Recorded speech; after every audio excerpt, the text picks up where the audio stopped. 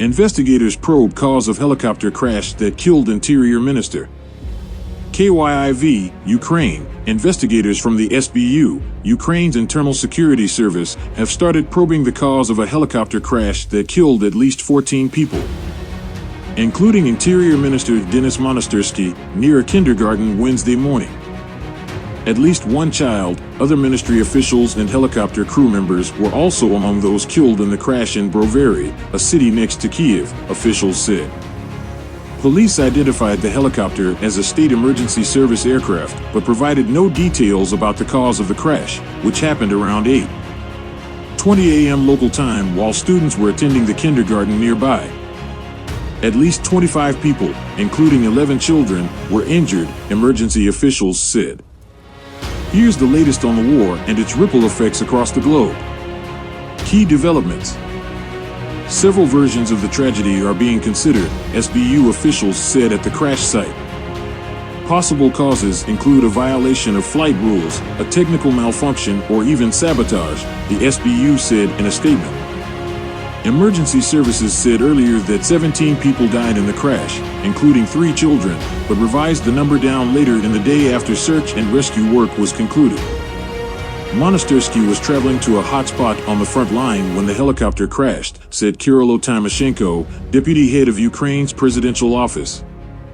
He was flying in an EC-225 Super Puma helicopter, designed for long-range passenger flights, on a morning when there was heavy fog in Kiev.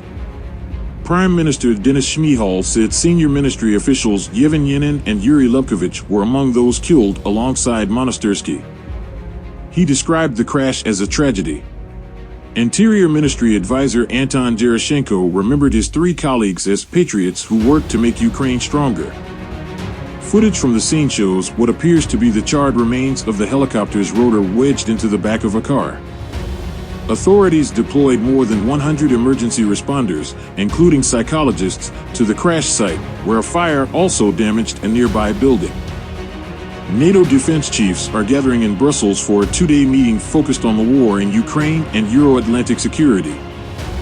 The gathering comes amid a broader diplomatic push to answer Kiev's call for more advanced weapons, including tanks, at a crucial moment in the war. In recent weeks, Ukrainian officials have campaigned hard for additional missile defense systems, as well as the Western battle tanks once seen as off-limits. Battleground updates. Russian President Vladimir Putin met with war veterans in St. Petersburg to mark the 80th anniversary of Soviet forces breaking the Nazi siege of Leningrad. On Tuesday, Russia's defense ministry announced plans to boost the number of personnel in its armed forces to 1.5 million. The International Atomic Energy Agency will station safety and security experts at Ukraine's nuclear power plants starting this week, the organization said in a statement. The planned long-term presence marks a major expansion in the IAEA's efforts to reduce the risk of a severe nuclear accident during the conflict, it said. Training has begun for about 90 to 100 Ukrainian soldiers at Fort Sill in Oklahoma, a Pentagon spokesman said at a briefing on Tuesday.